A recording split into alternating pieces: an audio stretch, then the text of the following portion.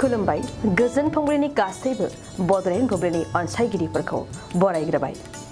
दिनै 24 फेब्रुआरि शुक्रबारनि फान्जामुथिखौ फरायथिनो लादों आं गेवलां हाज'वारिया।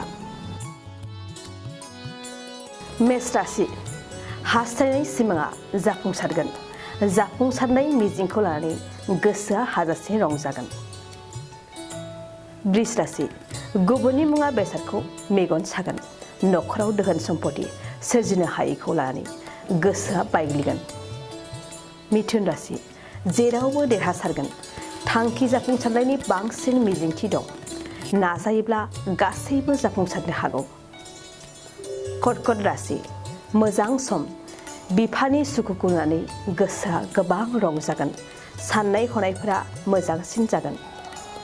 सिंह राशि हरखाब माबा मोनसे दाय मावफ्लांनो हागौ। गुबुननि नोजोराव दायनिगिरि जागोन। दुखुजों सम बारहोनांगोन। कन्या राशि नखराव दुखु दाहाल' जागोन।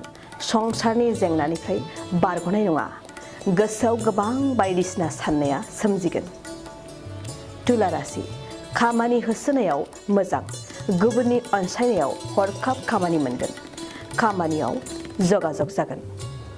वृश्चिक राशि सुथुरनिफ्राय रेहाय मोनगोन। सुथुराबो नोंखौ अनसायफिनगोन। गोसो खुसियै खामानियाव आवगायनो हागोन। धनु राशि जायखिजाया खामानि मावनायावनो फेलें जागोन। फैमाल मिजिंखौ लानानै दुखुजों समखौ बारहोनांगोन। मकर राशि समाजाव गोदान बिबान मोनगोन। गोदान बिबानखौ लानानै गावनि रोंगौथिखौ दिन्थिगोन। गोसोआ बांसिन थुलुंगाखांगोन। कुम्भ राशि खामानिफोरखौ गोसो होसारनानै मावफुंगोन। जायखिजाया खामानियानो जाफुंसारनो हागौ। मोजां सान। मीन राशि गोसोआव मानोबा गिनाय जागोन। गिनाय मेवनायजों खामानियाव गोसो होनाय नङा। दिनै नोंथांनि मोजां सान जानाय नङा। दिनै सानसेनि राशि फरायथियाबो एसेनोसै।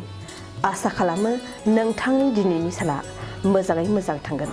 बेखौ बड'लेण्ड बुब्लि नखरनिफ्राय मिजिंथिबाय। गोजोन्थों।